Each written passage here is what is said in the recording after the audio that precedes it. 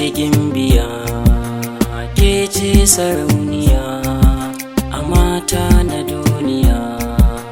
Na baki ajiya raina da zuciya, ko za na sha wuya ba za na barki ba.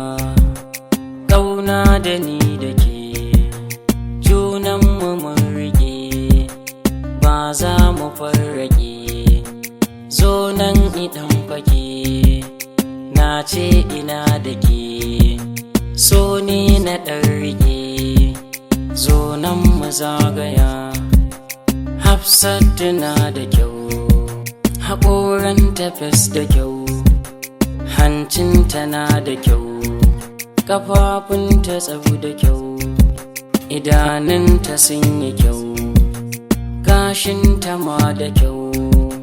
Ke ce baturiya, kin bani mallaki, ƙaunar ki har jiki ta sa ina haki. Ya zanna mallaki, ƙaunar ki har biki zai sa na yo jiki. Ban so na sha wuya, na baki rayuwa har ma da mutuwa.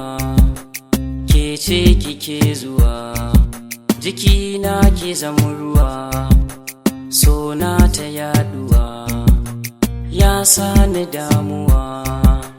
Hafsat ke tausaya, aure da ni da ke, na sa a rai da ke, ba za mu farrake, ko za a rarrake, ƙafafu su zama rake.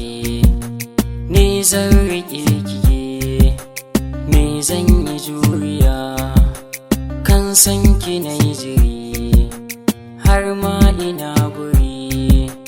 Hafsat cikin ɗari, kin bani ƙoƙari, har ma na yo fari.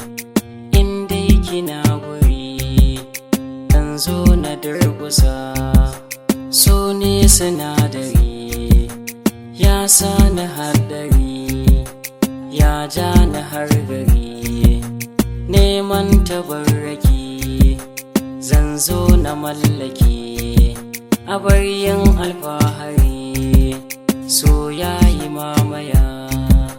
Muryar ki zan jiyo, har ma na waiwayo, ko za na ce wayo, ɗan zo ki waiwayo, so za ya ja na yo.